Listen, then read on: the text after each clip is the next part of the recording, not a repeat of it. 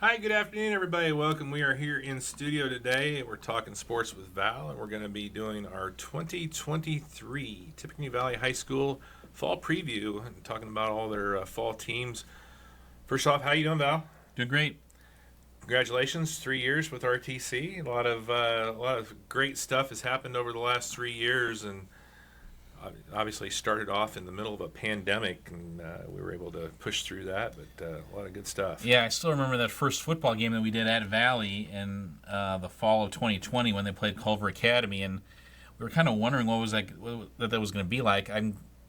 Valley lost the game. I just remember they lost 16-0. I think everybody was wondering about just how we were going to get through a season, and now I just feel like we've come out of it the other side, and I think we're so much better off and so much grateful that we have high school sports. As for Valley, things have really changed in the last 3 years. I mean, who would have ever thought we'd be talking in August of 2023 about Valley not being in the TRC anymore? Oh, yeah. But the landscape has changed. Even in the last 3 years, the landscape has changed. Now, we're going to talk about Valley football specifically coming up in a couple minutes, but the greater thing that Coach Stephen Moriarty talked about when I talked with him is not just being able to compete in your sectional, but it's just that getting JV games, getting freshman games, because that's an issue that maybe Valley has to deal with that a lot of other schools in the conference did not have to deal with. Now you're dealing with more like-sized schools, and you're going to be able to give your JV kids and your freshman kids opportunities to play. I think that from a Valley standpoint, it was a good move, and I think that the teams and the schools that they're going to be paired with in this new conference, which is still unnamed, right? I haven't heard a name for it, but still unnamed. Schools like Jimtown, like John Glenn, like LaVille and Knox, and what's the other one? I'm missing one, right? Jimtown, Bremen. John Glenn, Bremen. Yeah. Bremen. So Valley, Knox, and LaVille. Yeah, and those are all very similar size, and I think you can see, especially from as you're looking at football wise. I believe Valley ranks third out of the six. Yeah. Enrollment wise, third or fourth. Yeah, I think Glenn was a little bit larger than them. Jimtown is a little bit larger. Yeah, Jimtown. It's amazing how much Jimtown has grown. From a 1A school back when I was in high school to a big 3A school now. Yeah. So, but so this year is going to be really odd because obviously they're not in the TRC and the new conference doesn't take effect until 24-25. So they're playing the year as an independent. Right, and you're heartbroken with the seniors at Valley in all the sports because to not have that conference championship to maybe play for. But having said that, I think that talking to some kids, I think they know they understand the big picture. Yeah. And, the football team coming off of a spectacular year, again went 9-2. But you talk about changes in conference. Talk about the change that the football team had in sectional. I mean, that was just a brutal sectional, and a lot of windshield time was possible. Yeah. With the teams that were playing in that sectional. Right. They wound up losing. They won their first sectional game against was it Peru. Yes. And then they wound up losing to Guerin Catholic in the sectional semifinals. They wound up losing 2 of their last 3 games after an 8-0 start. But this is a team where it's kind of now in the Steve Moriarty's been there. I think I want to say 6 years now, and this is the start of his 7th year. And I think this is really almost a program that reloads. Yeah, I mean, I don't. That's not a claim. I think that word gets overused sometimes, but I think this is a team that where they just keep on bringing in new kids to the program who keep things going, who keep it up. And you look at not only their varsity program, but their JV, their freshman, and their middle school programs are all excellent, and they're all well stocked. I was at Valley a couple times this week, and I mean, you see all the middle school kids. I mean, they just got a ton of middle school kids coming out for football. So this program definitely, and we talk about football being a numbers game, it's seemingly in a pretty good place. Yeah, and the middle school program in the last couple of years, now these kids, that were dominating in middle school have started moving into the high school, and I mean, it doesn't seem like they're gonna take any steps backwards, but it's not going to get any easier for them. So they've got a kind of a transitional schedule for this season. Yeah. But still, they're playing a lot of familiar teams, but some not so familiar. Right. I talked with Steve Moriarty. He was amazed at kind of how it all came together. They were able to add Bremen, John Glenn, and Jimtown to their schedule. I think they're playing in Bremen in week 9. Yeah. And they basically took over South Bend Clay's, that part of South Bend Clay's schedule, to add those 3 teams in there. And then some of the others were kind of from other teams leaving the Hoosier Conference. One thing Coach Moriarty talked about is he goes, there's just no respite in our schedule. Mm-hmm. I mean, you win a game and then you got another tough game the next week, right? Which is, and even he talked about, we'll play Rochester in week 2, and then we got Twin Lakes coming up, and then you got West Lafayette, and you got Tipton. I mean, there's just no respite to the schedule, and how you bounce back from game to game is going to be key. Yeah. But then again, that's what they want, right? Or that's what they want. That's the key to making a run in the state tournament. Yeah, yeah. And you got teams like Guerin Catholic and Oak Hill and what's the other school from Indy that's in that sectional that won it, I think, last year? Well, Hamilton Heights is in the sectional. Hamilton Heights, and I thought there was another private school down that way that was in it. But, just a brutal sectional, and that's after years and years of being in the same sectional with Mishawaka Marion. Yeah. So, but hey, if you want to win a sectional, right? If you want to be the best, you got to beat the best. Right. So, let's talk a little bit about this team here this year. They open up again. It's Wawasee, right? That they open up with. Right, back-to-back road games to start the season with Wawasee and Rochester. Yet they got 5 home games as well. Yeah. And I mean, they've got just some excellent talent all over the field. Cody Eastgate just came on remember a year ago this time we weren't sure about Cody Eastgate, that he'd maybe share the quarterback responsibilities. Right. Maybe he'd take a few snaps and Nate Parker would take a few snaps, like another guy would take some snaps. Well, Cody Eastgate claimed that job for himself. He just earned it. Yeah. As the season went on, he's a very accurate passer. And you have him out there, and then you add, a great running back in Nate Parker. I mean, I think he's, among all players who played last year and who will play this year, I think he was like 4th in the state in touchdowns last year. Wow. Oddly enough, they're going to be playing the guy who was 2nd in the state in week 2, and Alex Deming. But, I mean, Nate Parker, what a year he had. I mean, I don't think we've even... I think we've kind of maybe undersold him. He was phenomenal last year. Yeah, he was. When they in the Bell game, he was the best player on the field, and he just had a fantastic year. And then you've got another kid in Wade Jones who is just a spectacular player with just great speed and strength. I was talking with Stephen Moriarty. He sees Wade maybe a little more as a wide receiver this year. Doesn't mean he's not going to get some carries. Speaking of Wade, there with a pass. Yeah, but. Yeah, Wade's going to be, and you have him, and then you have Cody Black and Brayson Smith. Man, that's as good a receiving core as you're going to see in the area. Right.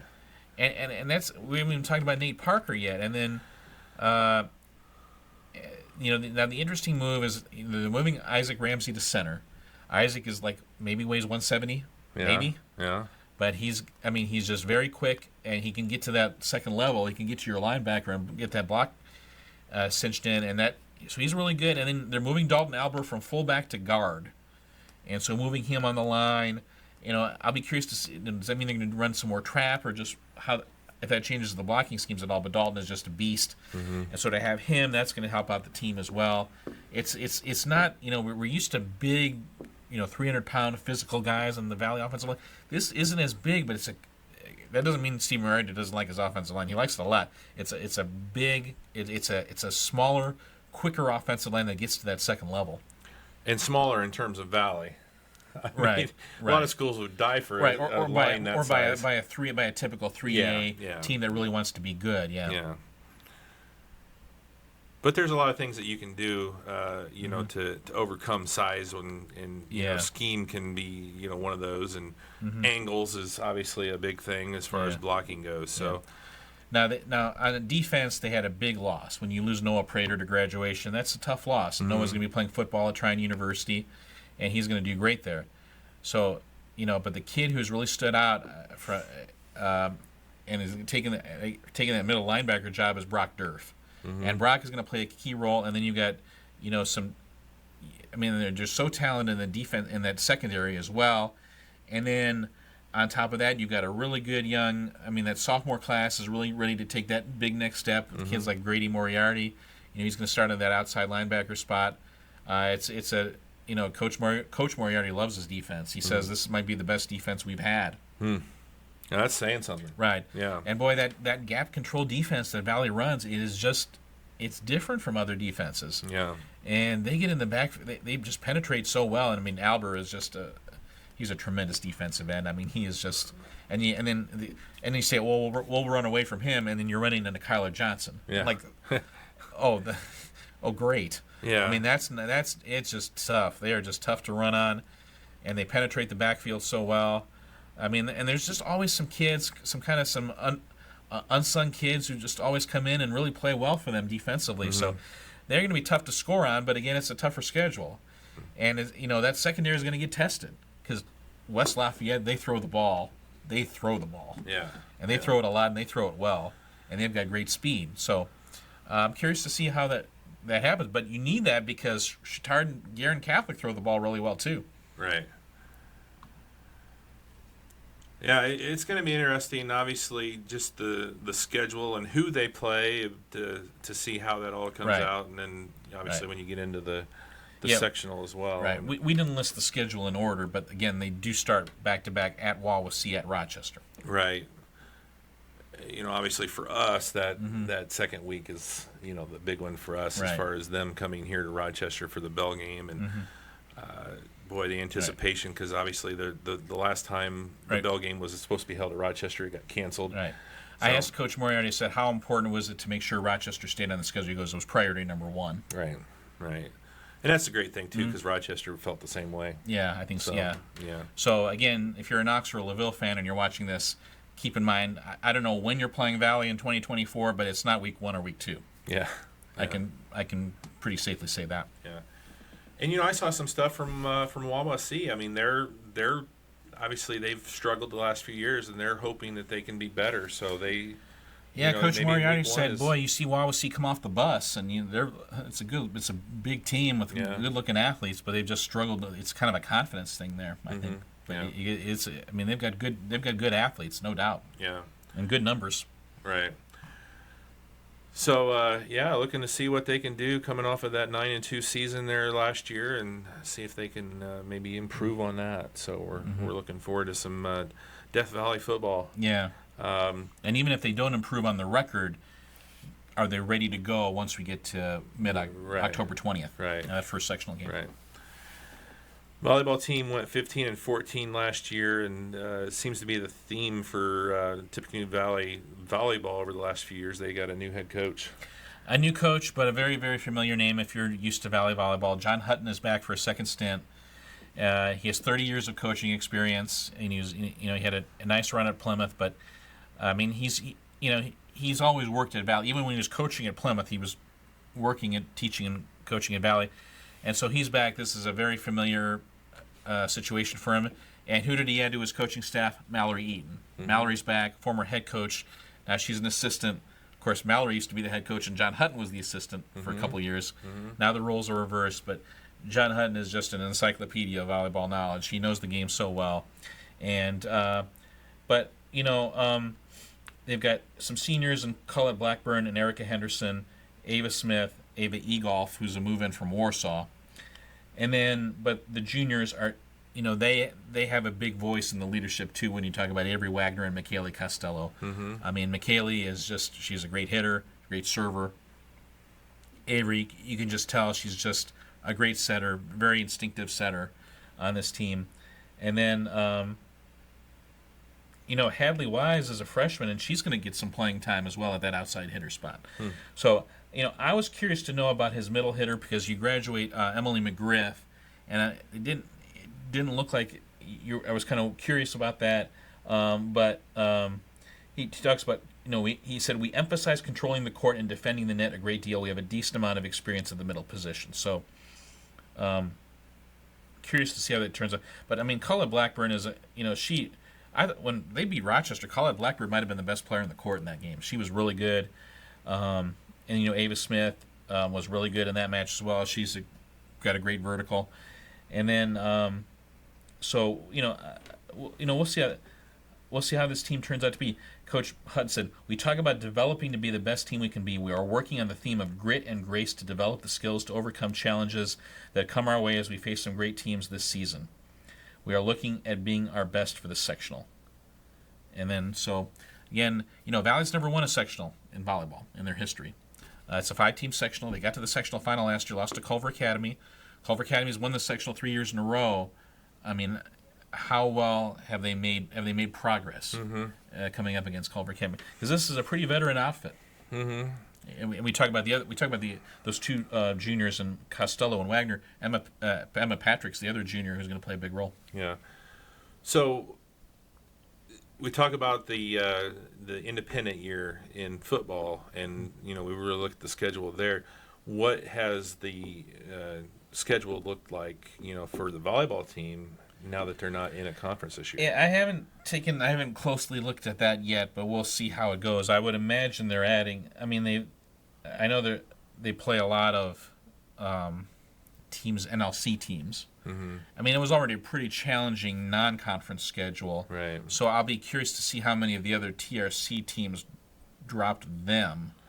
Well, and I did look on Max Preps, and it didn't look like a lot of them dropped, but it also said on Max Preps that the conference games were still conference games. Yeah. So I don't know, maybe that was a cut and paste kind of thing, and I don't know if that's 100% accurate or not. So I was just curious. Yeah, we should give a shout out. Braden Bainey is back. She is coaching the freshman team.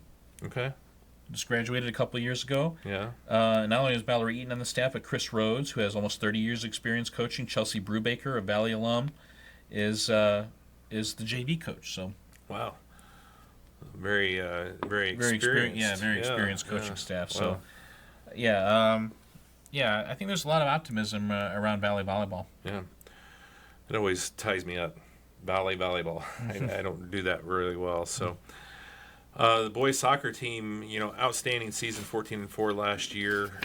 Coach Brown coming in and really doing a nice job, but gonna have some big shoes to fill. Right, you lose John Ruiz to graduation, and John was our RTC Player of the Year. And our number one Talking Sports with Val fan. Oh, yeah. We're going to need to, that's another void that we have to fill. Yeah, but, we're going to have to fill that void, right? Yeah. Find a new number one fan. Right. I'm going to ask you a trivia question. Oh, boy. How many goals did the Valley boys soccer team score last year? Oof. For the season? 50. 88. Oh, wow. That's a lot of goals. So, yeah. They lose John and they lose Christian Ramirez, and that's what, about 40 of your 88. So that's a big loss. Right. So I talked with Trevor Brown, and he goes, I'm confident we will score a lot of goals, but my hope is that we allow less. Last year we had a lot of games where we gave up multiple goals. This year the key this year will be defending. The goals will come. Yeah. They had a lot of high scoring. Both sides. Yeah. Right, because once you get to the sectional, and you run into, if you run into a Fort Wayne Concordia or a Fort Wayne Dwenger or even a Culver Academy or even a Manchester, goals aren't going to be easy to come by. But you got to be able to stop and you got to be able to possess the ball. Yeah, and I think they gave up 6 in that sectional to Manchester. Yeah, 6-0. Yeah. You got I asked him who the two team leaders were. He talked about Eric Eikenberry and Colton Sini. Mm-hmm. And with Eikenberry and Gio Arriaga, John Ruiz was our Player of the Year last year. Gio is somebody who I'm sure is going to be in the mix when we get to the end of the season. Gio's a very, very talented player. Mm-hmm. Eric Eikenberry, he's a senior, 4-year varsity player. Mm-hmm. And then you got an experienced midfielder in Carson Kraft, who I think did a great job and is kind of the unsung hero on this team. Mm-hmm. I think you got freshmen, two newcomers, and Jake England and Francisco Ramirez are going to play a big role as well. Mm-hmm. Yeah, it would be interesting to see how they fill the voids left by those seniors that graduated. Yeah. Can they continue and have another very successful season? Yeah. I asked Trevor Brown what are the team's goals. He said the team's goals this year to continue building positive chemistry and a positive mentality, give our best effort each day, and on a more concrete level, win 10 games. Mm-hmm. Yeah. And they're, again, they're in that sectional with Rochester. It's just brutal. Yeah. There's no ifs, ands, or buts about it. That's just a brutal section. And you might have to travel to Fort Wayne Concordia 3 times in a week. Yeah. Mm-hmm. Well, hopefully. Ideally. That's right. You hope you can. In the best case circumstance, you travel to Fort Wayne Concordia 3 times in a week. Girls soccer team, they continue. I think this is what, year 4 for them? It's year 3. Year 3? But they're on coach number 2 now, and that's the big headline. Tricia Setterholm is the new coach, and Tricia is the former coach at Rochester. And the Rochester program improved greatly while she was there. Mm-hmm. And now she's at Valley, and it's kind of the program's kind of in a similar situation. It was a very young program when she took over Rochester. This is an even younger program. I mean, I think when she took over Rochester, it was like in year 6 or 7 as a program. Now, this is taking over in year 3, but the skill level just got so much better during her time at Rochester, and I think Valley fans have that to look forward to. Tricia, the assistant coach is Craig Setterholm, was Tricia's husband, and he's been there along the way. He helps a lot with the skill development as well. This team, in a lot of ways, they're the opposite of the boys program. The boys program is worried about preventing goals. This team has got to would like to, I think, score a few more. Right. I mean, they only scored 16 goals all of last year, and half of that graduated, with Jessica Brito graduating, and then Macy Peterson's injured. She's not going to play this year, and she had 3 goals last year. So. And she was the second leading scorer on the team. So this team's got to find a way to finish it and put the ball in the back of the net. Basically, is going to be the key. The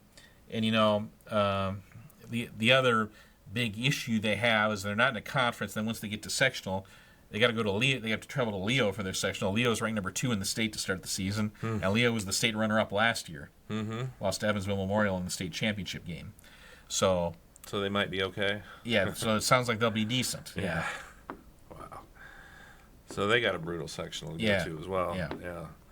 So, but again, it's great. It's great to have a program, and it's we were there for picture day. I think they got about 16, 17 girls, really? So it's a decent number.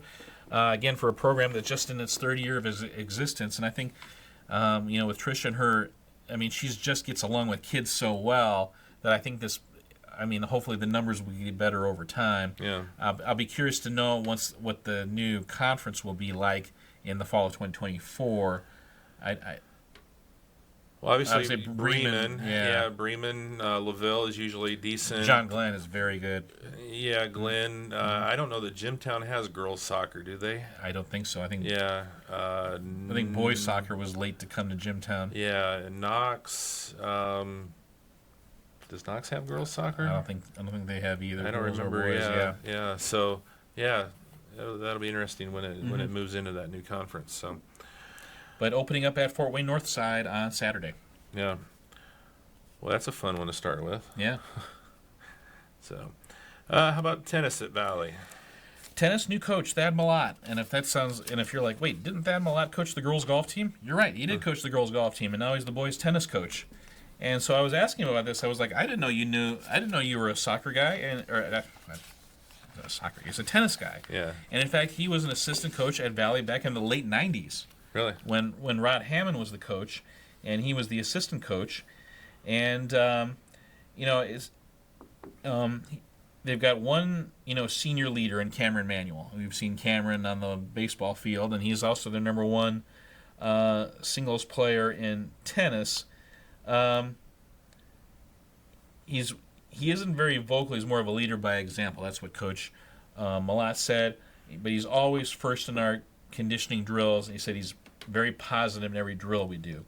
And then there are the top newcomer is DeAndre Hamilton, who he's a junior. He didn't play as a sophomore, but he did play as a freshman. So he's a really athletic kid. I think we've seen him play basketball before. Coach Malott raves about his improvement. And then he talks about, he wants kids he wants to build a program, just not kids who want to get a varsity letter and have something to put on their college application form. He talks about our biggest strengths at this point would be our leadership with Cameron Manuel and our overall willingness to learn and our competitiveness level. These kids, like me, are very competitive. None of us are accepting of just going out there to be there. They're not just coming out here to earn a varsity letter and forget about the sport until next fall.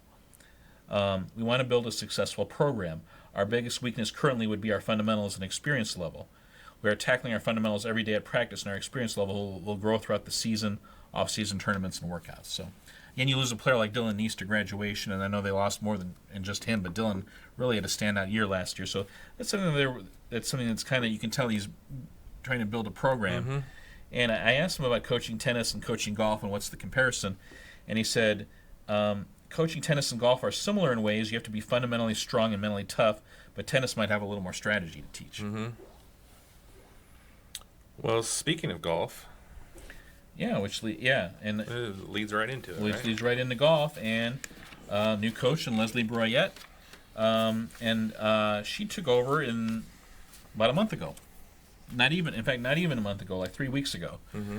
So this is a program they actually canceled their first 3 matches just because they needed more practice time. Mm-hmm.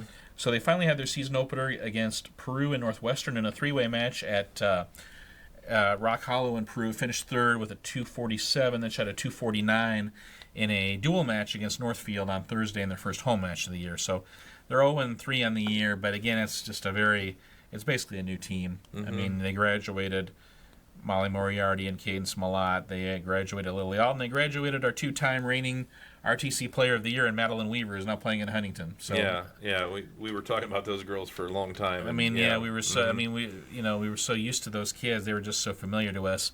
The one girl who is back is Maddie Thompson, and she's playing in that lineup along with Lucy Hayden. A lot of you are familiar with Lucy. She might be familiar with Lucy's story. She went to John Glenn last year. She's a sophomore this year. She transferred from John Glenn to Valley, so she's just now a sophomore at Valley. And she played last year. And then McKenna Rentschler is the only senior, and Maddie Thompson's the only junior. And then Hayden's a sophomore. Jenna Prater's a sophomore. Taylor Long is a freshman. And then they've got the 2 Overbees, Maris and Ellis, who are playing kind of at the JV spots right now. But Jenna Prater bought her first set of golf clubs about 2 weeks ago. Oh, wow. So Yeah. This is a team that's learning on the fly, and we'll check in on them.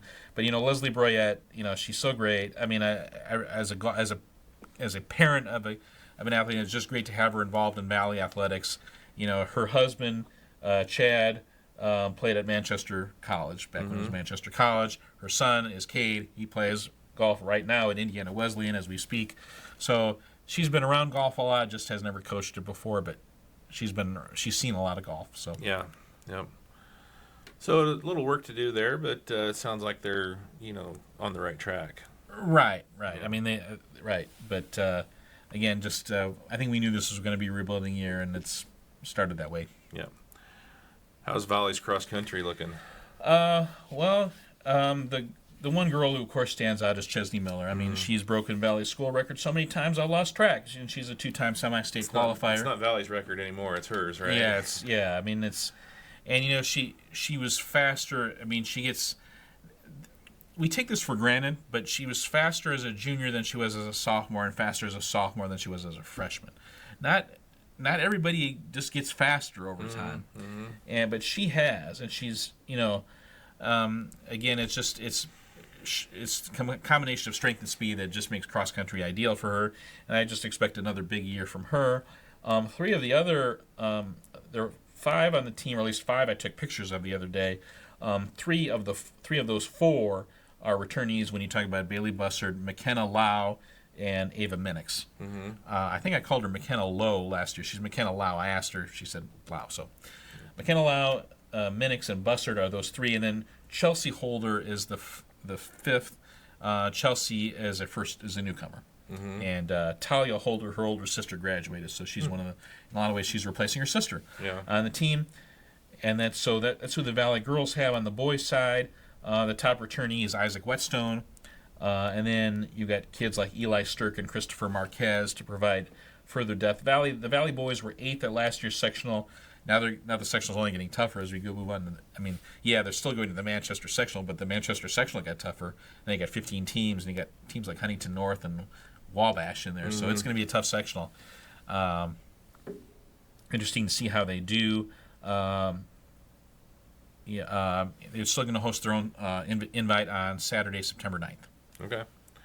And then they go to that New Haven invite on Saturday, September 23rd. So they don't go to Culver either. Okay. But they run that Huntington. It's going to be at Huntington University, and that will help kind of see who they're going to have to beat in the postseason. They'll get a good idea. All right. What other Valley notes do you have? Oh, I wanted to give a shout out. Wes Melanson is back at Valley. He's not coaching a sport, but he's teaching math at the middle school. Hey, Wes. Hey, Wes. Yeah. It's great to have you back. I mean, Wes has played college football at Bluffton University, and it's great to have him back. Yeah. Yeah. So it's always good to see when we get the kids back. Yeah. It's, especially the older I get, the more it's like, okay, these kids go off, they get their education, and then they leave. Yeah. But we need to get some of these kids to come back. Right. And that's great. And one other thing, Cam Parker, Nate's older brother, he's helping out coaching football as an assistant on Coach Moriarty's staff. Okay, good. So again, you got a bunch of Valley guys. Kyle Brown does a great job as defensive coordinator. He's a Valley. Yeah. He bleeds green and gold, and then Right. get Cam back. Cam was just tough as nails during his career, but a great athlete too. Yeah. All right, good luck to all the Valley teams as they embark on their 23 fall seasons, and we'll be keeping an eye on them and doing a lot of broadcasting there as well. So we appreciate you tuning in and talking sports with Val. Thank you.